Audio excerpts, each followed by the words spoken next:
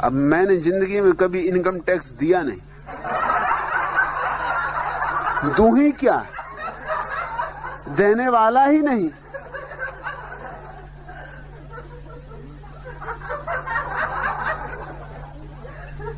नौकरी भी करता था, तो जब वो घड़ी आई कि तनख्वाह मेरी इतनी हो जाए कि उस पर इनकम टैक्स लगे, मैंने कहा कि वो कमी रहने दो, इनकम टैक्स की झंझट में कौन पड़ेगा। सो मैंने तनख्वाह नहीं बढ़वाई। जब वो ज्यादा ही जिद करने लगे कि तनख्वाह तो बढ़ेगी ही, क्योंकि वो तो नियम के अनुसार, तो मैंने कहा इस्तीफा ले लो, मगर इनकम टैक्स वो मैं नहीं दूंगा, अपनी जिंदगी में मैंने नहीं दिया। कौन इस झंझट में पड़े। कम तनख्वाह पे राजी था, मगर वो राजी नहीं थे। कहने लगे तनख्वाह तो लेनी पड़ेगी, वो तो कानून है। कब तक हम इसको रोकेंगे, और आपका रोकेंगे तो दूसरे लोग ऐतराज उठाएंगे। और आप क्यों परेशान होते, इनकम टैक्स तो थोड़ा ही सा कटेगा, तनख्वाह ज्यादा बढ़ती। मैंने कहा ज्यादा और कम का सवाल नहीं, इनकम टैक्स का गणित ही मेरी समझ में नहीं आता, मेरा गणित और। तो मैंने कहा इस्तीफा ही ले लो, वो झंझट मिटी। जब मैंने अपने प्रिंसिपल को कहा कि इस्तीफा ही ले लो, तो उन्होंने मुझे ऐसा देखा जैसे मैं पागल हूं। मैंने उनसे कहा ऐसे मत देखो, हालत बिल्कुल उल्टी है, पागल तुम हो। उन्होंने कहा आप ऐसा करो कि 7 दिन छुट्टी लेके विचार तो कर लो, नौकरी छोड़ने की नहीं। मैंने कहा कि विचार करके मैंने कभी कुछ किया। अरे निर्विचार ही तो मेरी शिक्षा है। उन्होंने कहा भाई तुम्हें जो करना, अपना सिर पीट लिया, तुम्हें जो करना हो करो। तो मैंने कहा कागज हो तो दे दो, तो यही मैं इस्तीफा लिख दूं। फिर भी बेचारे समझाए कि घर से लिख के भेज देना, सोच विचार कर लो, परिवार में पूछ लो, मित्रों को पूछ लो, थोड़ा कोई भी कदम उठाना तो सोच समझ के, अच्छी नौकरी इसे यूं नहीं छोड़ देते। मैंने कहा फिर वही बात, अरे नौकरी कितनी अच्छी हो, नौकरी ही है। मैं ठहरा मालिक आदमी, और क्या तुम सोचते हो कि तुम्हारी नौकरी में कुछ खाक नौकर था। उन्होंने कहा ये तो मैं भी मानूंगा कि नौकर तो तुम थे, लेकिन नौकर तुम थे नहीं, क्योंकि मैंने कभी छुट्टी की दरखास्त नहीं दी, और जब चाहा तब छुट्टी पर रहा। सच पूछो तो महीने में 15 दिन छुट्टी, और प्रिंसिपल इस डर से मुझसे कहे ना, क्योंकि उन्होंने मुझसे कुछ कहा कि इस्तीफा।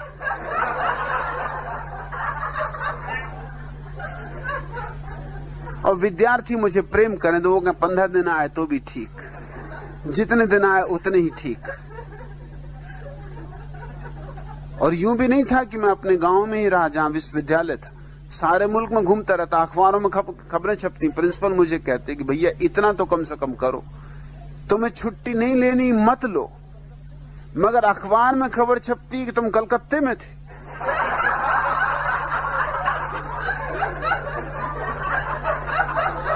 और यहां हम दफ्तर में दिखा रहे हैं, तुम हमें फंसाओगे, फांसी लगवाओगे।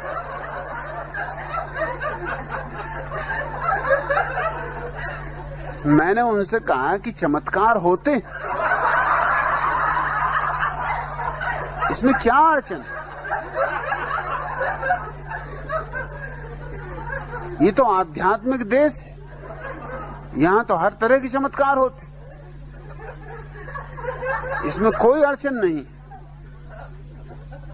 शरीर यहां, आत्मा कलकत्ते में। वो कहते ये बातें मैं किसको समझाऊंगा और कौन मेरी सुनेगा। मुल्ला नसरुद्दीन ने अपने बेटे से फजलू से कहा कि देख, गांव में एक गंदी फिल्म लगी हुई, अश्लील है, कभी देखने मत जाना, ऐसी गंदे स्थान पर कभी जाना ही मत, जाएगा तो बहुत पछताएगा। फिर फजलू मुझसे कह रहा था कि मैं गया और बहुत पछताया, पिताजी ने ठीक कहा था कि बहुत पछताएगा। मैंने कहा हुआ क्या? उसने कहा हुआ ये कि पिताजी ने जो कहा था सब ठीक निकला। उन्होंने दो बातें कही थी, एक तो ऐसी चीजें देखने मिलेंगी जो नहीं देखनी चाहिए, और दूसरा कि बहुत पछताएगा। दोनों बातें हुई। उनका फिर भी मैं समझूं कि क्या क्या हुआ। उन्होंने कहा पहली बात तो ये हुई कि पिताजी वहां देखने को मिले। उन्होंने कहा था कि ऐसी चीजें देखने मिलेंगी जो नहीं देखनी चाहिए, और दूसरा मुझे देखते ही उन्होंने पिटाई की कि तू यहां क्यों आया। सो बहुत पछताया भी। हालांकि पिटते हुए मैंने इतना जरूर पिताजी से पूछा कि आप क्यों यहां आए, तो उन्होंने कहा मैं तुझे देखने आया कि कहीं फजलू गया तो नहीं है। क्या क्या मजे दुनिया में चलते हैं। कलकत्ते में ठहरता था सोहनलाल दुगड़ के घर पर। वो कलकत्ता के एक बड़े करोड़पति थे। जब मैं उनके घर पहुंचा, वो मुझे लेने आए, तो उन्होंने पूछा कि आपके साथ कौन है। मैंने कहा ये मोहनी बाबा। मोहनी बाबा, इनकी क्या खूबी। मैंने कहा ये 30 साल से मौन। वो एकदम उनके पैरों पर गिरे। वो बेचारे सज्जन जो दुकानदारी करते थे, कपड़ा बेचते थे, और कपड़ा भी कुछ खास नहीं, कटफीस की एक छोटी सी दुकान थी। सोहनलाल दुगड़ जैसा करोड़पति उनके पैरों पर गिरे। सख्चाए भी। मैंने उनको इशारा किया कि सख्चाना मत। अब जब मोहनी बाबा बन गए तो अब डरना मत, अभी तो बहुत कुछ होगा, ये तो शुरुआत। जब सोहनलाल दुगड़ तुम्हारे पैर में गिरेंगे तो अभी तुम कलकत्ते के सब मारवाड़ियों को गिरते देखोगे। तुम घबराते क्या? तुम रुको जरा। वो तो इतने घबरा गए कि वो मुझे हाथ से धक्का मारेंगे। भैया ये बात ठीक नहीं।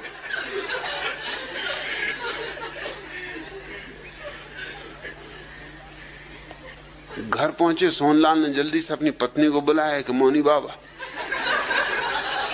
मोहल्ले के लोग इकट्ठे हो गए कि मोहनी बाबा आए, 30 साल से मौन। और मोहनी बाबा पे जो गुजर रही वो मैं जानू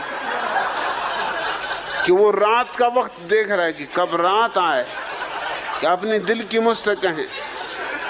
जैसी रात आई, दरवाजा जल्दी से बंद करके मेरे पैरों पर गिर पड़े और कहा कि मुझे माफ करो, मुझे ये काम करना ही नहीं, मुझे जाने दो, मैं तो अभी भागे जाता हूं, रात को चुपचाप निकल जाऊंगा। ये क्या झंझट मेरे पीछे लगा थी। इतने इतने बड़े लोग जिनके घर मुझे अगर मिलने भी जाना होता तो कोई मिलने नहीं देता, चपरासी भीतर नहीं घुसने देता। और मेरे पैर पे गिरते तो मुझको बड़ा संकोच लगता है। और स्त्रियां, उनकी सुंदर से सुंदर स्त्रियां मेरे पैर छू रही। ये क्या करवा रहे हो आप? उनका मैं कुछ नहीं करवा रहा हूं, ये मैं तुमको बता रहा हूं कि कैसी कैसी बेवकूफियां इस देश में। तुम भी उन्हीं बेवकूफों में हो जिसकी तुम 20 साल से पूजा कर रहे हो, और तुम तो अभी सिर्फ 5-6 घंटे ही मौन रहे हो। ये चमत्कार, अभी तुम 3 दिन रुको तो अभी तुम देखना इलाज शुरू हो जाएंगे, बीमारियां ठीक होने लगेंगी। अरे उनका आप क्या कह रहे हैं? मुझ में कोई चमत्कार नहीं, कोई शक्ति नहीं। तुम, मैंने कहा फिक्र ही मत करो, सब आ जाएगा। मौन भर रहो और दिन भर रहो मौन, मगर दिन में बोलना मत, और मुझको धक्के वगैरह भी मत मानना, क्योंकि लोगों को शक पैदा हो जाएगा कि बात क्या है।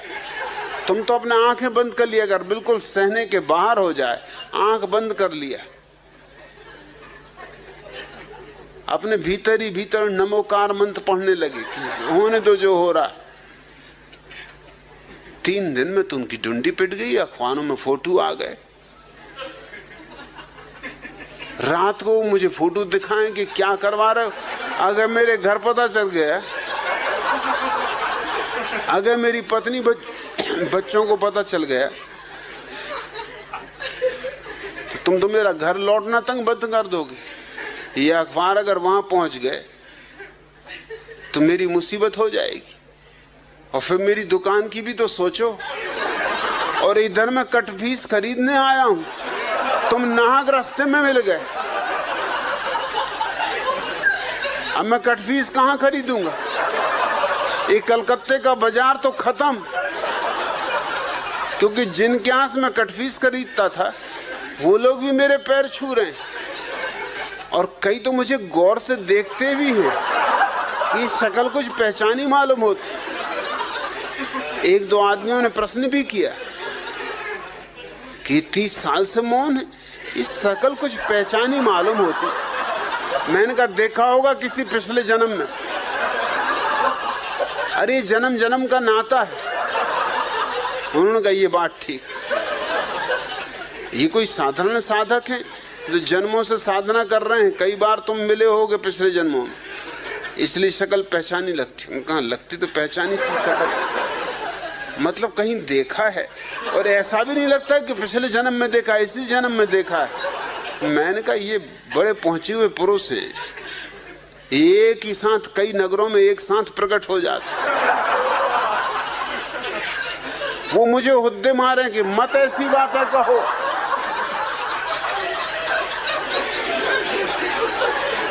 मेरी कमीज खींचे, मत कहो भैया ऐसी बातें मत कहो, ये बिल्कुल झूठ बातें हैं। मगर लोग मान रहे हैं। मिठाइयां आने लगी, फल आने लगे, और रात मुझको कहें कि क्या करवा रहे हो, इतनी मिठाइयां फल में कहां ले जाऊंगा? तुम ले जाना, घर बाल बच्चों को मोहल्ले में बंटवा देना। स्टेशन पर जब उनको लोग छोड़ने आए, कटफीस तो वो खरीद ही नहीं पाए, क्योंकि अब कहां कटफीस खरीदे? कोई देख ले कटफीस खरीदता कि मौनी बाबा कटफीस खरीद रहे हैं। रास्ते भर मुझ पर नाराज रहे कि और सब तो ठीक, मगर कलकत्ते का बाजार खराब करवा दिया। अब मैं कलकत्ता कभी न जा सकूंगा। मैंने उसका तुम घबराओ मत, तुम एक काम करो दाढ़ी बढ़ा लो, अगली बार जब कलकत्ता जाओ दाढ़ी मूंछ बढ़ा के चले जाना। हाँ, उन्होंने कहा ये बात जचती। मैंने कहा फिर वो लोग कहेंगे कि देखा है कहीं, तो कहना अरे देखना वगैरह तो चलता रहता है, कई लोगों की शक्लें एक जैसी होती हैं, और ना हो तो मैं साथ आ जाऊं। उन्होंने कहा नहीं, आपके तो साथ आने की कोई जरूरत ही नहीं, आपके साथ तो मैं कभी कहीं जाऊंगा नहीं। अगर ट्रेन में मुझे पता भी चल गया कि आप सफर कर रहे हो तो उस ट्रेन से उतर जाऊंगा। और मेरे पैर पकड़ के कहने लगे इतना कृपा करो कि ट्रेन में किसी को खबर ना हो। मतलब ये ट्रेन के लोग तो जबलपुर भी जाएंगे मेरे साथ ही, अगर वहां तक खबर पहुंच गई तो सब चौपट समझो।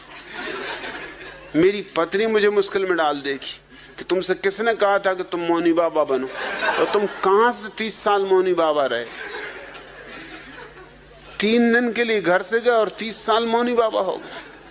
फिर दोबारा जब मैं कलकत्ता जाता था तो लोग उनकी जरूर पूछते थे कि मौनी बाबा नहीं आए, कब आएंगे? मैंने कहा आएंगे, जरूर आएंगे। उनको स्वागत सत्कार ज्यादा पसंद नहीं, वो बहुत नाराज हो गए कलकत्ते से। इतना हूम धड़ाक उनको बिल्कुल पसंद है। वो सीधे साधे आदमी मौन एकांतवास करते।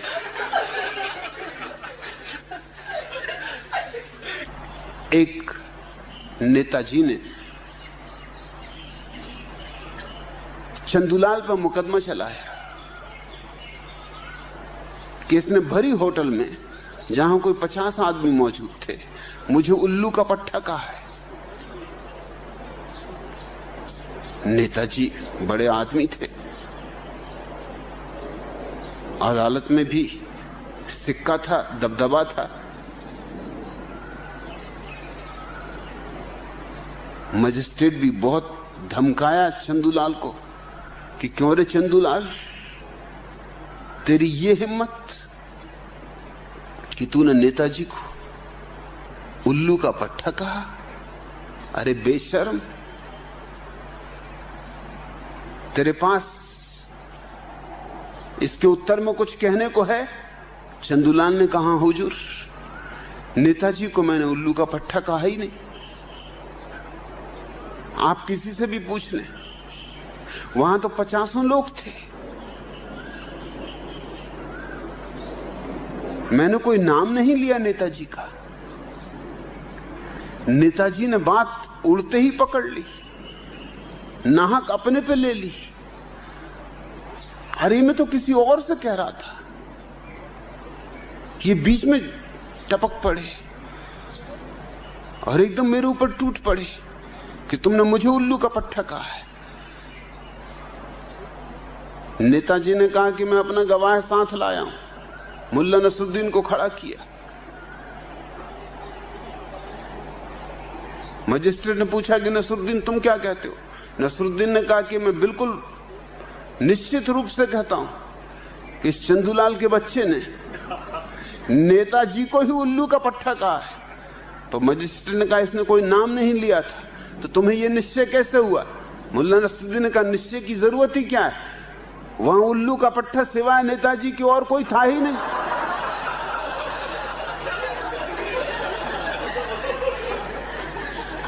ये हरामजादा सरासर झूठ बोल रहा है। ये किसको उल्लू का पट्टा कहेगा? इनके सिवा वहां कोई था ही नहीं। 50 आदमी जरूर थे मगर उल्लू का पट्टा एक भी नहीं था।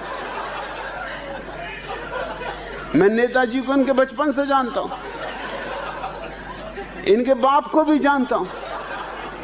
मैं आपसे ठीक कहता हूं हुजूर, इसने इन्हीं को कहा है। एक बार शहर के माननीय नेता श्री जग्गू भैया को एक डेयरी फार्म के उद्घाटन के लिए बुलवाया गया। जग्गू भैया तो उद्घाटनों के लिए एकदम उतावले ही रहते थे। पहुंच गए, अपना खादी का धोती कुर्ता और टोपी इत्यादि लगाकर गए और निकाल लिए अपनी कैंची और बोले कि बताओ कहां है रिबन? डेयरी फार्म के व्यवस्थापकों ने कहा कि महोदय, यह डेयरी फार्म का उद्घाटन है, यहां कैंची की जरूरत नहीं। इसका उद्घाटन इस तरह होगा, यह जो बछड़ा यहां बंधा है इससे आप इसके खूंटे से खोलेंगे और यह अपनी मां की ओर जाएगा। जग्गू भैया ने जल्दी से उस बछड़े को खोला। बछड़ा काफी देर से बंधा हुआ घबरा गया था, अतः तेजी से भागा और जग्गू भैया की टांगों के बीच से उन्हें चारों खाने चित्त करता हुआ अपनी मां के पास जा पहुंचा। फोटोग्राफर ने जल्दी से इस सुंदर दृश्य को अपने कैमरे में कैद कर लिया। इसके बाद श्री जग्गू भैया के और भी चित्र उतारे गए। एक चित्र डेयरी फार्म की सर्वश्रेष्ठ एवं सुंदर भैंस के साथ था। एक चित्र उनकी पत्नी के सहित खींचा गया। कुछ एकल चित्र भी उतारे गए। कुछ चित्र डेयरी फार्म के मजबूत और स्वस्थ सांड के भी उतारे गए। दूसरे दिन उतावले जग्गू भैया ने अखबार बुलाए, क्योंकि वे जानते थे कि मुख्य पृष्ठों पर उनके फोटो छपे होंगे। फोटो तो थे, मुख्य पृष्ठ पर ही थे, मगर उनके शीर्षक कुछ इस प्रकार थे। पहले चित्र में जग्गू भैया चारों खाने चित्र डले थे। चित्र के नीचे लिखा था, डेयरी फार्म का उद्घाटन करते माननीय श्री जग्गू भैया। दूसरे चित्र में जग्गू भैया अपनी पत्नी के साथ खड़े मुस्कुरा रहे थे। लिखा था, श्री जग्गू भैया डेयरी फार्म की सर्वश्रेष्ठ और सुंदर भैंस के साथ। तीसरे चित्र में श्री जग्गू भैया एक भैंस के गले में हाथ डाले उसे आलिंगनबद्ध किए थे। चित्र का शीर्षक था, माननीय श्री जग्गू भैया अपनी प्यारी पत्नी के साथ। यह सब देख जग्गू भैया क्रोध से जल भुन गए और अपने ड्राइवर को बुलाकर कहा, इसी समय गाड़ी निकालो, संपादक के यहाँ चलो। यह क्या बेहूदगी है? ड्राइवर बोला, जनाब वह तो कुछ भी नहीं, जरा ये समाचार पत्र और देखिए। यह कहते हुए उसने अपने जेब से एक दूसरा अखबार निकालकर उनके सामने रख दिया। उसके मुख पृष्ठ पर ही जग्गू भैया के चित्र खीसे निपोरे छपे हुए थे। शीर्षक था, हमारे डेयरी फार्म का मशहूर सांड। पास ही एक चित्र था जिसमें एक काला भुजंग सांड खड़ा था। उसके नीचे शीर्षक था, माननीय श्री जग्गू भैया। मैं नया यूनिवर्सिटी गया था, मेरे बगल में ही उनका कमरा था। पहली रात उनका पत्नी से झगड़ा हुआ और वो तो एकदम उठे और छाता उठाया, मरने जा रहे हैं और छाता ले जा रहे हैं कि मैं ये चला अभी मर जाता हूं, बहुत हो गया। मैं थोड़ा चौंका, क्योंकि सागर यूनिवर्सिटी में तब पक्के मजबूत मकान नहीं बने थे, यूनिवर्सिटी नई नई शुरू हुई थी। और एक मिलिट्री के कैंपस में शुरू हुई थी। तो एस्बेस्टस की सीट्स की ही बस दीवारें थी, सो आर पार सब सुनाई पड़ता था और छेद वगैरह में सब दिखाई भी पड़ता था। मतलब सिनेमा वगैरह जाने की कोई जरूरत ही नहीं।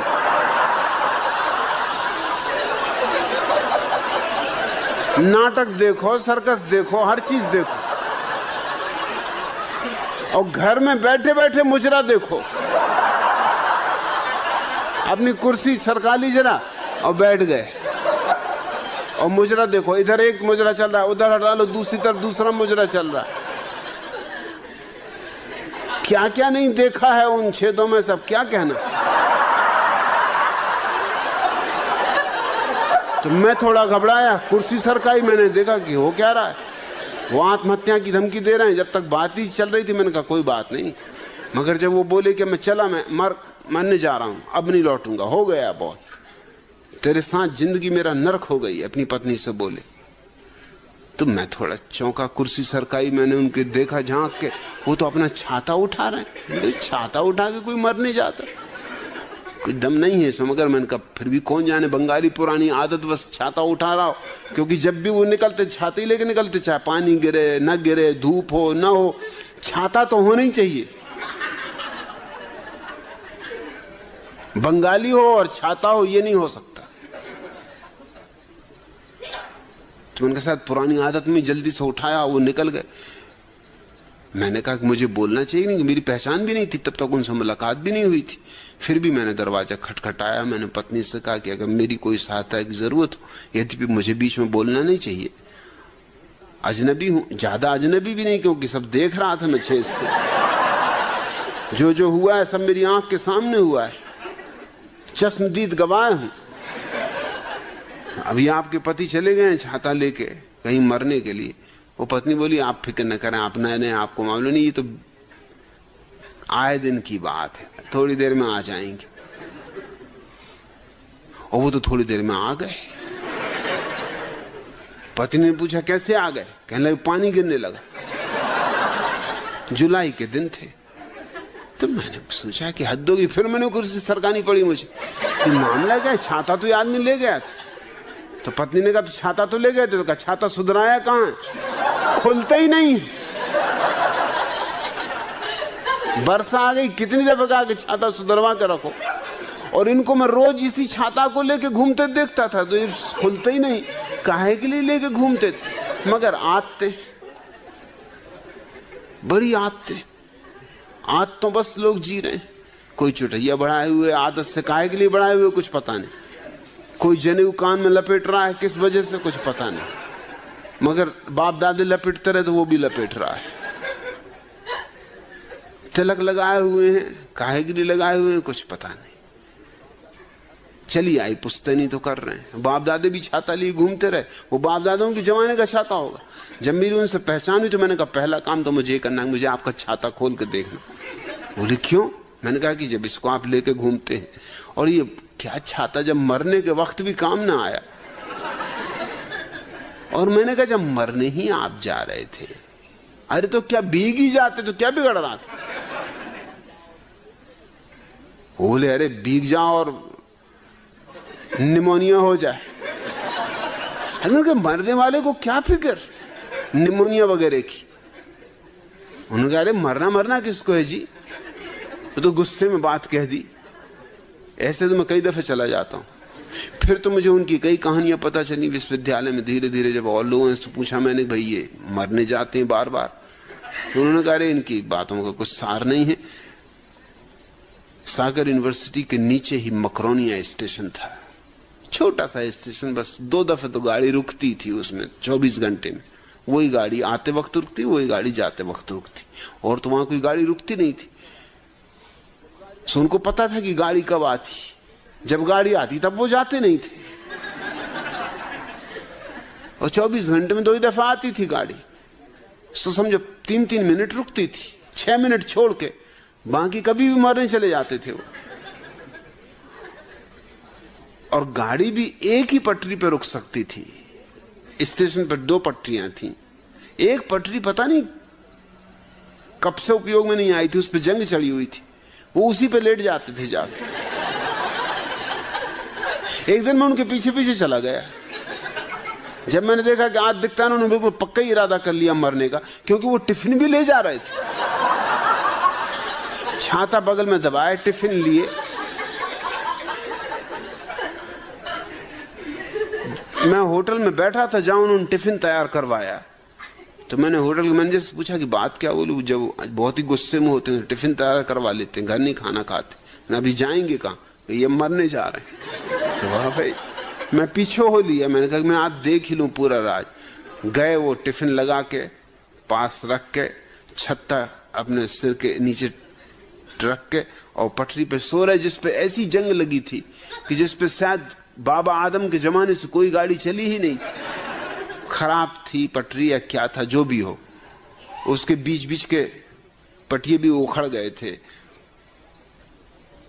मैंने उनसे पूछा कि भट्टाचार्य महोदय, बोले आप यहां क्यों आए? मैंने कहा कि जिज्ञासावश चला आया हूं, और अब आखिरी समय है आपका, फिर मिलना हो या ना हो, दो बातें मुझे पूछनी है। एक तो ये कि ये पटरी दुनिया जानती कि इस पर कोई गाड़ी नहीं आती, आप दूसरी पटरी पे लेट है। उन्होंने क्या मुझे मरना है? क्या तुम मुझे मारना चाहते हो? एकदम गुस्सा हो गया। नहीं, मुझे मारना नहीं आपको, मैं तो सिर्फ सलाह दे रहा हूं कि अगर मरना है, मैं आपकी जगह होता तो उस पटरी पे लेटता। और दूसरा सवाल मुझे पूछना, आपको नहीं मरना, आपकी मर्जी, जिस पटरी पे लेटना हो लेटो, आपकी जिंदगी। दूसरा सवाल ये कि टिफिन, आप टिफिन क्यों ले आए? अरे बोले गाड़ी कभी कभी इतनी लेट हो जाती है कि क्या भूखे मरना? मैंने कहा फिर आप मजा करो, मतलब ये एक तरह की पिकनिक है, मरना करना नहीं है।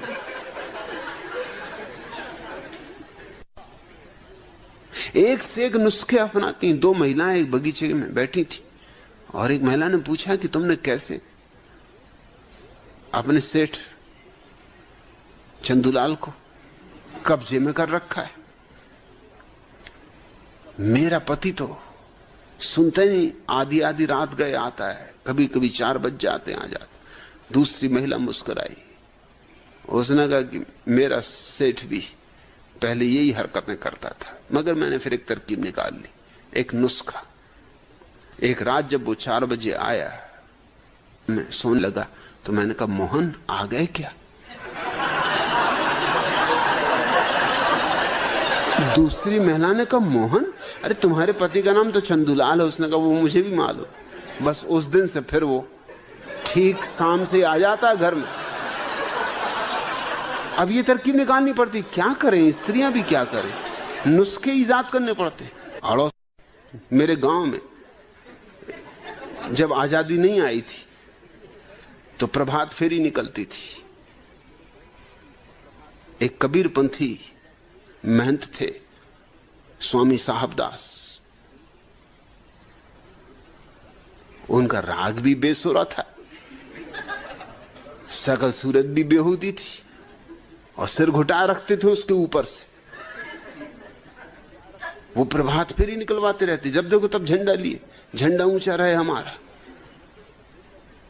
और बड़े नारेबाजी करते।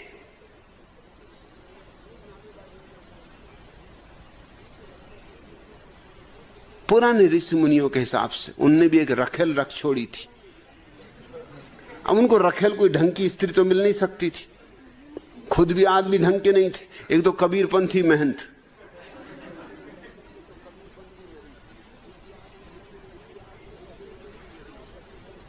एक कानी स्त्री, जिसको सिवा कोई महंत के और पसंद हो भी करता भी नहीं। अब महंत भी मुश्किल में थे कि जैसी भी है कानी कूतरी ठीक है, मतलब स्त्री और दूसरी कोई मिलती भी उनको कहां, कम से कम स्त्री तो है। मगर वो कानी थी भी मुंहफट, उल्ट सीधे बोलने वाली। मैं उनके बगीचे में घुस के उनके अमरूद वगैरह तोड़ा करता था, स्वयं उनके अमरूद के झाड़ों पर बैठा कभी कभी उनकी लीला देखता रहता था। उन्होंने मुझे एक दिन पकड़ लिया अमरूद तोड़ते हुए, मुझे पकड़ के ले चले पिता के पास। मैंने कहा देखो मैं भी आपको कह देता हूं कि फिर मैं भी आपकी लीला की सब बात कह दूंगा। कौन सी लीला? उन्होंने कहा। मैंने कहा वो जो कानी बाई के साथ लीला चलती। अरे उन्होंने कहा बेटा अमरूद तेरे हैं, तू कहां? अरे तू तो अपने घर का ही, तेरे पिता से हमारी दोस्ती है, चल चल। तू कहां जाता? मैंने कहा चलना नहीं पिताजी के पास। अरे छोड़ बात, जाने दे, तुझे जब आना हो आ गए। और कोई ऐसे चोरी से दीवार चढ़ के और अमरूद पे चढ़ने की जरूरत नहीं, दरवाजे से आ गए, घर तेरा, मगर ये बात किसी से कहना मत। कानी बाई ने भी देखा, कह रहे साहबदास इस छोकरे से डरते। कानी बाई से मेरी दोस्ती भी हो गई। मैंने दिन कानी बाई से पूछा कि ये साहबदास को क्या झंडा लिए फिरते हैं, सुबह रोज झंडा ऊंचा रहे हमारा। अब उसने कहा तुमसे क्या छिपाना, डंडा ऊंचा होता नहीं, सिर्फ झंडा ऊंचा किए फिरते। अरे एक आध बच्चा तो पैदा करके बताएं।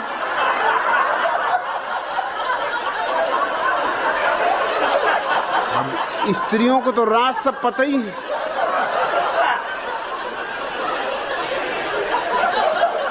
उस दिन से मुझे एक राज और पता चल गया। तब से तो उनके घर में जो भैंस थी उसकी खीर भी मुझे मिलने लगी। मैंने उनसे कहा कानी बाई ने मुझे बता दिया कि आप क्यों झंडा लिए फिरते। क्या क्या बताया उसने? तो उसने कहा कि डंडा ऊंचा नहीं होता। सब क्या करेंगे, झंडे ऊंचा लिए फिर रहे हैं प्रभात फेरी, और करते रहो प्रभात फेरी। कहा बेटा किसी से कहना मत, तू तो अपने घर का है। अरे ये औरत बहुत दुष्ट है, कहां इस दुष्ट के चक्कर में पड़ गया। सेठ चंदूलाल ने एक स्त्री को धक्का दे दिया भीड़ में, वो एकदम चिल्ला दी। ऐसी स्त्रियां उत्सुक भी रहती, कोई धक्का दे और कोई दे दे तो एकदम फंसा देती, बड़ा मजा है। इनका गणित ही समझ में नहीं आता। ना धक्का दो तो मुश्किल, घुर्रा के देखती कि क्या खड़े खड़े देख रहे हो। अरे धक्का मारो। 2 घंटे दर्पण के सामने खराब किए, इसीलिए सज धज के आई हैं बिल्कुल। और धक्का मार दो कि फौरन चिल्ला दें। सो चंदूलाल पकड़ गए, पुलिस वाले ने उनको 2-3 झापड़ा रसीद किए और कहा कि शर्म नहीं आती, कसम खा आज से कि हर स्त्री को मां बहन समझूंगा। कहा कि भैया कसम खाता हूं कि हर स्त्री को मां बहन समझूंगा। तभी उनकी पत्नी धन्नो आई। धन्नो ने कहा कि ज्यादा चोट तो नहीं आई? उन्होंने कहा कि नहीं बहन जी, सब ठीक ठाक। अब हो विवाह है तो अब ये माता बहन समझो, और क्या करोगे। ना होता तो भी यही करना था, मां बहन समझते, हो गया तो भी यही समझो।